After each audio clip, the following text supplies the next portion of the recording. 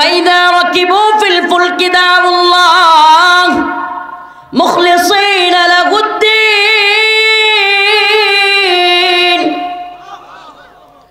ফালাম্মা নাজ্জাহুম ইলাল বাররি ইযা হুম ইউশরিকুন।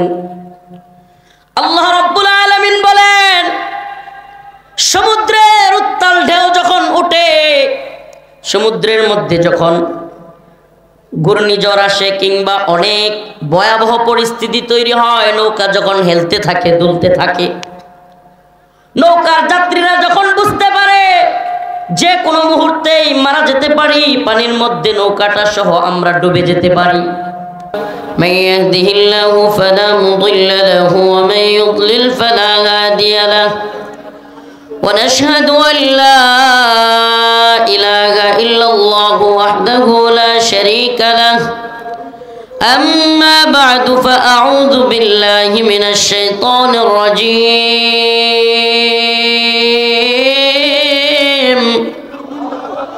بسم الله الرحمن الرحيم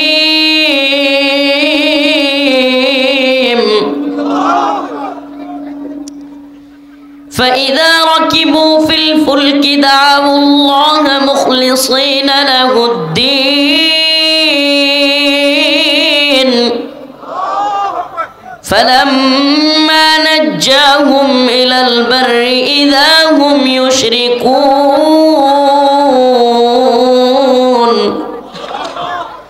صدق الله مولانا العظيم وصدق رسوله النبي الكريم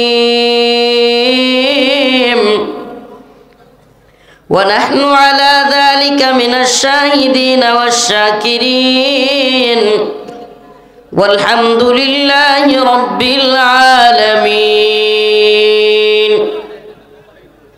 সকলে একটু দরুদ শরীফ পড়ি।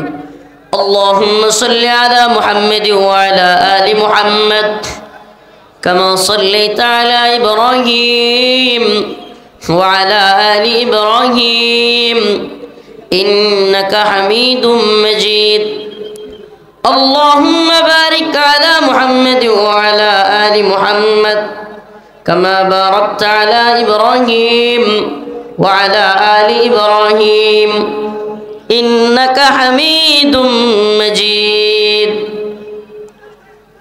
নূরে মদিনা কওমি মাদ্রাসার হাফেজ ছাত্রদের পাগড়ি প্রদান উপলক্ষে আজকের এই দ্বিতীয় বার্ষিক ওয়াজ মাহফিল রহমতপুর কেরামতপাড়া মারিয়া বুদা পঞ্চগড়ের উদ্যোগে আয়োজিত ওয়াজ মাহফিলের সম্মানিত উলামায়ে কেরাম, মুরব্বিয়ান আযম, প্রিয় যুবক ভাইরা, স্নেহের ছোট ভাইরা, পর্দানিশীন শ্রদ্ধেয় মা ও বোনেরা, আল্লাহ রাব্বুল আলামিনের দরবারে অসংখ্য অগণিত শুকরিয়া যে মহান রব্বুল আলামিন আপনাকে আমাকে কোরআন সুন্নাহ থেকে কিছু কথা বলবার এবং শুনবার ব্যবস্থা করে দিয়েছেন। সেজন্য অন্তরের অন্তঃস্থল থেকে কালিমাতুশ শুকর আদায় করে স্বতঃস্ফূর্ত আওয়াজ করে বলি আলহামদুলিল্লাহ। প্রিয় ভাইরা আমার, যেহেতু পঞ্চগড়ে আসছি, একটা বিষয়ে কথা না বললেই না। পঞ্চগড়ে গত কয়েকদিন আগে আমার নাম ভাঙিয়ে কে বা কারা প্রোগ্রাম দিয়ে প্রচারণা করেছে, বিষয়টা একটু আপনাদের জানা উচিত, না হলে আমার প্রতি আপনারা ভুল বুঝবেন। বিষয়টা হচ্ছে, পঞ্চগড়ের যে মাহফিলটা ছিল এটাতে আমাকে দাওয়াত দেওয়া হয়নি। তারা এক প্রতারককে টাকা দিয়েছে এবং প্রতারিত হয়েছে।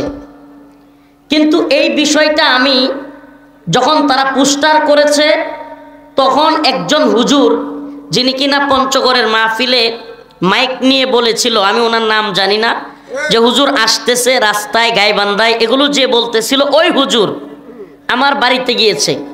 কিন্তু কখন, যখন সে বুঝতে পারছে যে সে প্রতারণার শিকার, পোস্টার হয়ে গেছে, তখন আমার বাড়িতে গেছে। তখন আমি বললাম, ভাই আমার তো এই দিন প্রোগ্রাম আছে, আমি তো আপনাদের এখানে যেতে পারবো না। ওই লোক আমাকে টাকার অফার করে, আমি আপনাদেরকে খোলামেলা বলতেছি, টাকার অফার করে। আমি বললাম না ভাই, আমরা তো ওই ধরনের লোক না যে আপনি এখন টাকা অফার করলে আমি আপনার ওখানে চলে যাব, আমি যেতে পারবো না। যখন আমি এই কথা জানালাম যে ভাই আমার কোনোভাবেই যাওয়া সম্ভব না, এই লোকগুলো দেখেন এরপরের প্রতারণাটা এরা নিজেরা করছে। তখন তো উচিত ছিল যে হুজুর আমাদেরকে না করে দিছে, আমরা প্রতারিত হয়ে গেছি, এটা বলা উচিত ছিল না? তারা কি করলো? তারা পঞ্চগড়ে মাইকিং করলো, পোস্টার করলো, হাজার হাজার মানুষকে জানাইলো যে হুজুর আসবে, এটাই তো করছে। এমনকি মাহফিলের দিন মানুষ যখন জড়ো হয়েছে, কত বড় প্রতারক ওই হুজুরটা, আল্লাহ পাক হেদায়েত দান করুক। আসলে এদেরকে বিচারের আওতায় আনা উচিত। আপনি আমার বাড়িতে গেলেন, আমার সাথে কথা বললেন, আগে আপনি প্রতারিত হয়েছেন, টাকা দিয়েছেন, এটা না হয় মানা যায়, কিন্তু আমার সাথে কথা বলে আইসা পুরা পঞ্চগড়বাসীর সাথে আপনি কিভাবে প্রতারণাটা করলেন? এরপরে কি হলো, আমি ওইদিকে বাড়িতে রাতের বেলায় আমার সাথে যে থাকে সফর সঙ্গী, ও আমারে দেখাইতেছে হুজুর আপনি দেখেন আপনার গাইবান্ধা হসপিটালে পাঠাই দিছে। আমি বলি কি বলো? পরে আস্তে আস্তে শুনতে শুনতে বাংলাদেশে যে ইতিহাস আমার নামে কোনো জায়গায় হয় নাই, আপনারা পঞ্চগড়বাসী সেটা করছেন। মিডিয়ায় নিউজ, ভাইরাল বক্তা আসে নাই, এই না সেই না, এরপরে এই উকিল নোটিশ, আরো কত কিছু। আচ্ছা বলেন, এই যে লোকগুলো যাই না আসলো যে হুজুরের দাওয়াত নাই, তখন তো উচিত ছিল প্রচার করা যে আমরা দাওয়াতটা দেই নাই, এবং আমার কাছ থেকে প্রয়োজনে পরবর্তীতে আরেকটা প্রোগ্রামের ডেট নিয়ে আসা। কোনোটাই না করে আমাকে টাকার অফার দিয়ে না পেয়ে এলাকায় এসে প্রতারণা করেছে। সকল মানুষ, হাজার হাজার জনতা আশা করে আসছে, তাদেরকে ধোঁকা দিয়া মানুষ যখন উত্তেজিত হয়েছে হুজুরের মেডিকেলে পাঠাই দিচ্ছে। আপনারা কি সত্যটা জানতে পারছেন? এবার মূল আলোচনায় আসি। فَإِذَا رَكِبُوا فِي الْفُلْكِ دَعَوُا اللَّهَ مُخْلِصِينَ لَهُ الدِّينَ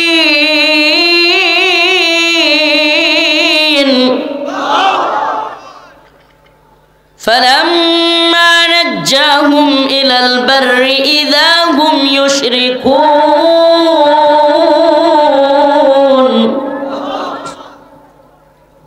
এই আয়াতের আলোচনা বোঝার জন্য প্রথমে আমি একটু শানে নজুল বলে নিই। আলোচনাটা বোঝার জন্য শানে নজুলটা বোঝা খুব জরুরি। মক্কাতুল মুকাররমা যখন রাসূলুল্লাহ সাল্লাল্লাহু আলাইহি ওয়াসাল্লাম বিজয় করে ফেললেন, মক্কাতুল মুকাররমা বিজয় হয়ে গেল, আল্লাহর রাসূল সাল্লাল্লাহু আলাইহি ওয়াসাল্লাম সাহাবায়ে কেরামকে নিয়ে মক্কার দিকে রওনা হলেন। মক্কার কাফের মুশরিকেরা যারা মানুষকে জুলুম করেছিল, মুসলমানদেরকে নির্যাতন করেছিল, অত্যাচার করেছিল, মানুষকে নির্যাতন করে মক্কা থেকে বিতাড়িত করেছিল, ওই সমস্ত কাফের মুশরিকরা ভয় পায়া গেল। ভয় পায়া তারা যার যার অবস্থান থেকে পালানোর কর্মসূচি দিয়ে দিল, যে যেহেতু আমরা মুসলমানদেরকে বিতাড়িত করেছি, মুসলমানদেরকে আক্রান্ত করেছি, তাদেরকে বাড়ি থেকে বিতাড়িত করেছি, হত্যা করেছি, শাস্তি দিয়েছি, এখন মুসলমানরা যেহেতু বিজয়ী হয়েছে আমাদেরকে ধরে মারবে, শাস্তি দিবে, এই জন্য কাফের মুশরিকরা যার যার অবস্থান থেকে আওয়ামী লীগের মতো পালাইতে শুরু করলো। যার যার অবস্থান থেকে। চাচা আপনি দয়া করে একটু চুপ থাকেন, নাইলে আপনি একটু স্টেজে আসেন, আপনারও একটা মাইক দিই। হ্যাঁ, কাদের কাকু তো আপনি হয়েই গেছেন মোটামুটি, চুপ থাকেন একটু। তো যার যার অবস্থান থেকে পালাইতে লাগলো। আদি ইবনে হাতেব নামের একজন সাহাবী, পরবর্তীতে তিনি মুসলমান হয়েছিলেন, তিনিও পালানোর চেষ্টা করলেন। তিনি তখন মুসলমান হন নাই, তিনি জর্ডানের দিকে পালানোর চেষ্টা করতেছিলেন। জর্ডান জাহাজে করে যখন জর্ডানে যাবেন, সমুদ্রের ভিতরে নৌকায় উঠছেন, নৌকা এক উত্থাল তরঙ্গের মধ্যে। আগে বুঝেন ঘটনাটা কেন বলতেছি, কারণ এই আয়াতটা কেন নাজিল হলো এটা যদি আগে বুঝেন তাহলে আলোচনা বুঝতে সহজ হবে। ফাইদা রাকিবু ফিল ফুলকি দাউল্লাহ মুখলিসিনা লাহুদ্দিন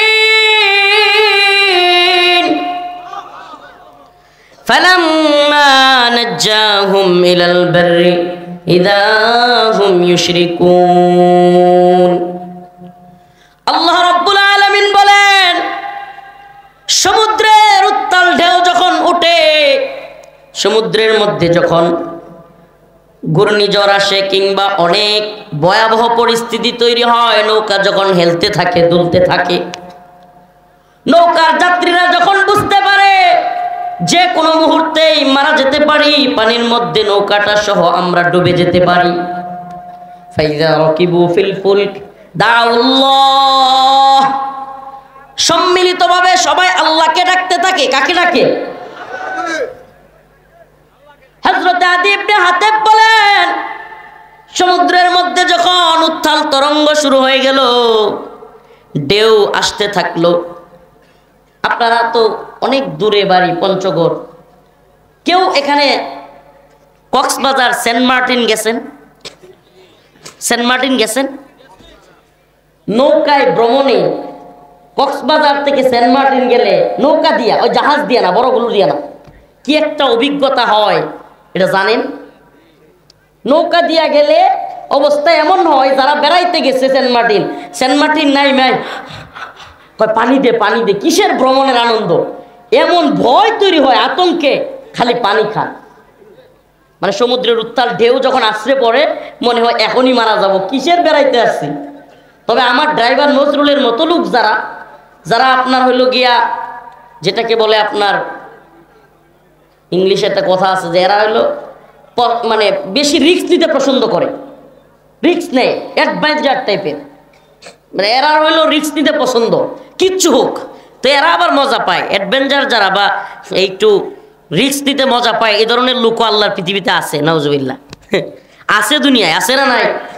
এরা দেখবেন মন চাইলে মোটরসাইকেল ছেড়ে দিবে, হাত ছেড়ে চালাইতে থাকবে, মোটরসাইকেলে পারলে দাঁড়ায় যাইতে চাইবে, মানে মোটরসাইকেলে 5-7 জন নিয়ে, মানে এদের হইল কি মানুষকে দেখানোর জন্য বা একটু রিস্ক নিতে পছন্দ করে। এই টাইপের লোক যারা, এদের জন্য ভিন্ন। কিন্তু এমনিতে যারা স্বাভাবিক মানুষ, এদের জন্য কিন্তু নৌকায় যখন সব দিক থেকে পানি আছড়ে পড়তে থাকে, ভয়ঙ্কর পরিস্থিতি তৈরি হয়, এই অবস্থাটা কিন্তু খুবই ভয়াবহ। প্রিয় ভাইয়েরা আমার, যখন নৌকার মধ্যে উত্তাল ঢেউ শুরু হয়ে গেল, আদী ইবনে হাতেব বলেন, নৌকার উত্তাল তরঙ্গ দেখে নৌকা ডুবে যাবে, সবাই মারা যাবে, সবাই চিৎকার করতে লাগলো। এমন অবস্থায় মাঝি ডাক দিয়া বলল, হে লোক সকল, আজকের এই উত্তাল পরিস্থিতি থেকে তোমাদেরকে আমাদেরকে একমাত্র বাঁচাতে পারেন আল্লাহ। আজকের এই নৌকার এই ভয়াবহ পরিস্থিতি থেকে একমাত্র আমাদেরকে বাঁচাতে পারেন। হযরত আদী ইবনে হাতেব কি উদ্দেশ্য নিয়ে পালাইতেছিল মনে আছে? যে মুসলমানরা মক্কা বিজয় করে ফেলছে, আমার আর উপায় নাই, এই জন্য পালাইতেছিল। কিন্তু মাঝি যখন বলল যে আজকের এই ভয়াবহ পরিস্থিতি থেকে বাঁচাইতে পারেন আল্লাহ, আদী ইবনে হাতেব বললেন, যদি তাই সত্যি হয় যে আজকের এই উত্তাল পরিস্থিতি থেকে, নৌকা থেকে একমাত্র আল্লাহই বাঁচাইতে পারেন, এই পরিস্থিতি থেকে যে আল্লাহ বাঁচাইতে পারেন, আমি সাক্ষ্য দিচ্ছি জমিনের সমস্ত বিপদ থেকেও আমার আল্লাহই বাঁচাইতে পারেন। আমি কথা দিচ্ছি, আজকে নৌকা থেকে যদি বেঁচে ফিরতে পারি, পালাবো না। আবার কাদের কাজ করবো তো না, এরা পালাবো না বললেও পালাবেই। এদের মুখের কথা আর ভিতরের অবস্থার মিল নাই, এদের মুখের কথা আর ভিতরের অবস্থা। 2009 সালে 1/11 কখন হয়েছিল? 8-9 তো নাকি, ওই যে ফখরুদ্দিন ক্ষমতায়, 7-8 বা এরকম টাইম। তখন কাদের কাকুরে আরেকবার গ্রেফতার করছিল, 2টা পিটানি দিতেই শেখ হাসিনা এরশাদ চাচার কাছে কত টাকা নিছে, নির্বাচনে যাওয়ার জন্য কি কি করছে, ফর করে সব বলে দিছিল। কাকুরে এত সাহস, তো ওই পালাবো না। উনি বললেন, আদী ইবনে হাতেব বললেন যে আজকে যদি আমি এখান থেকে বেঁচে ফিরি, আমি মুহাম্মদুর রাসূলুল্লাহর হাতে হাত রেখে মুসলমান হয়ে যাব। কেন? কারণ এই জলের মধ্যে ভয়াবহ সমুদ্রের উত্তাল ঢেউ থেকে যে আল্লাহ বাঁচাইতে পারেন, অবশ্যই তিনি জমিনেও আমাদেরকে বাঁচাইতে পারেন। প্রিয় ভাইরা আমার, বন্ধুগণ আমার, ওই শানে নুজুলটা, ওই আদি ইবনে হাতিমের ঘটনাটা, এই আয়াত নাজিল হওয়ার প্রেক্ষাপট, এখান থেকে আমরা যে শিক্ষাটা পাই, আল্লাহ রাব্বুল আলামিন ফাইদা রাকিবু ফিল ফুলকি দাআল্লাহ, আল্লাহ রাব্বুল আলামিন বলেন মানুষদের মধ্যে কিছু লোক এমন আছে যখন সমুদ্রের মধ্যে উত্তাল ঢেউ শুরু হয়ে যায়, ভয়াবহ পরিস্থিতি তৈরি হয়ে যায়, দাআল্লাহ, তারা আল্লাহকে একনিষ্ঠতার সাথে, মুখলিসিন লাহুদ্দিন, একনিষ্ঠতার সাথে আল্লাহরে ডাকে। কিসের সাথে? আপনাদের বড় প্রোগ্রাম অনুযায়ী আজকের মাইক সেটআপটা, আমার আলোচনা, আমার কথা নিচ্ছে না, মনে কষ্ট নিয়েন না সার্ভিসের লোকেরা, আমি আবার কাউকে কষ্ট দিতে পছন্দ করি না, কিন্তু বাস্তবতা এটাই যে আওয়াজটা নিতে চাচ্ছে না, ঠেলে ঠেলে দিতে হচ্ছে। বিশেষ করে আপনার যে মনিটরগুলো দিচ্ছেন, মনিটরগুলোতে আওয়াজই নাই। মনিটর, দুইটা মনিটর লাগাইলে মঞ্চে যারা আছে এদের কান জ্বালাফালা হয়ে যাওয়ার কথা, কিন্তু মঞ্চে আপনাদের কি এরকম হচ্ছে? মনিটরের সামনে বসে আছে, আবার কানে ধরা লাগে না, এটা কিসের মনিটর?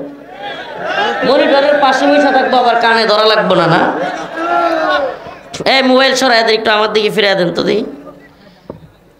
মনে কষ্ট নিয়েন না, সার্ভিস ভালো হয় নাই, হইতে পারে আমাদের নিয়তের কারণে। আল্লাহ আমাদের নিয়তকে সহি করার তৌফিক দান করুক, বলেন আমিন।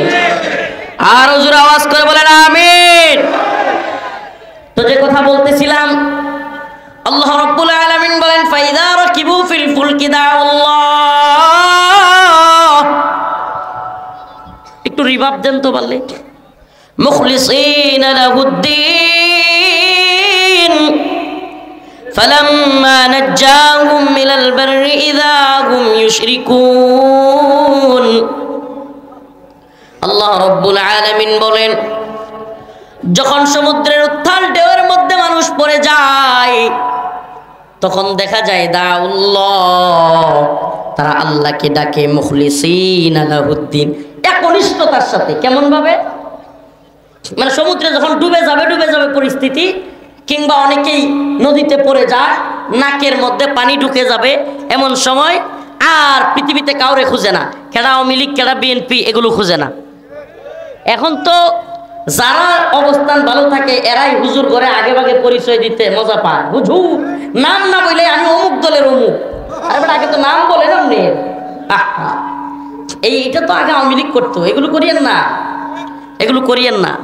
এই দলীয় পরিচয় আল্লাহর কবরে কেউ প্রশ্ন করবে না, কেউ কোনো ফেরেশতা জিজ্ঞেস করবে না what is your team, Awami League and BNP, আপনার দলের নাম কি, আওয়ামী লীগ নাকি বিএনপি, এগুলো জিজ্ঞেস করবে না। জিজ্ঞেস করবে তোমার দিন কি, তোমার রবকে, তোমার নবীকে, এগুলো প্রশ্ন করবে। অতএব আমাদেরকে ঈমান, আকীদা, দিন ঠিক করতে হবে, সঠিক দিনের উপর আমাদেরকে আসতে হবে। কাদিয়ানি মার্কা মুসলিম হইলে হবে না। একটা কথা আমাদের দেশে খুবই প্রচলিত আছে, আজকে একটু ব্যতিক্রম কথা বলে যায় আপনাদেরকে। অনেকেই বলে, আমার আগে একজন হুজুরও বললেন, কাদিয়ানীদেরকে রাষ্ট্রীয়ভাবে কাফের ঘোষণা করতে হবে। এই কথা শুনতে শুনতে কান জ্বালা ফেলা হয়ে গেছে না? আচ্ছা, আমি জিজ্ঞেস করতে চাই, রাষ্ট্রীয়ভাবে কাদিয়ানীদেরকে কাফের ঘোষণা করে যারা বলেন যে কাফের ঘোষণা করলে থাকতে দিবেন, তারা কি কোরআন সুন্নাহ কি বলে, ইজমা কি বলে, সালাফরা কি বলে কখনো খুঁজছেন? এটা কথা মনে রাখবেন, আসলি কাফের এবং মুরতাদ এবং জিন্দিক কাফের কিন্তু এক না। আবারও বলি, ওলামায়ে কেরাম এখানে আছেন, জিন্দিক কিংবা মুরতাদ যারা, ইসলাম থেকে যারা অন্য ধর্মে চলে যায়, ইসলামকে যারা ছেড়ে দেয়, কিংবা বিভিন্ন দলিল দিয়া, বিভিন্ন তথাকথিত ব্যাখ্যা দিয়া দিন ত্যাগ করে, এরা আর খ্রিস্টান, ইহুদি, হিন্দু, বৌদ্ধ, অন্যান্য আসলি কাফেররা এক না। আসলি কাফেররা মুসলিম রাষ্ট্রে জিজিয়া দিয়া, আইয়াদি ওয়াহুম সাগিরুন, নতজানু হইয়া জিজিয়া দিয়া বসবাস করতে পারবে, এটা কোরআন। কিন্তু যারা মুরতাদ কিংবা জিন্দিক, এদেরকে রাষ্ট্র কাফের বললো কি বললো না, কোনো কিছু যায় আসে না। এরা মুসলিমদের দেশে থাকতে পারবে না। এদের একটাই শাস্তি, মৃত্যুদণ্ড। এদেরকে হত্যা করতে হবে।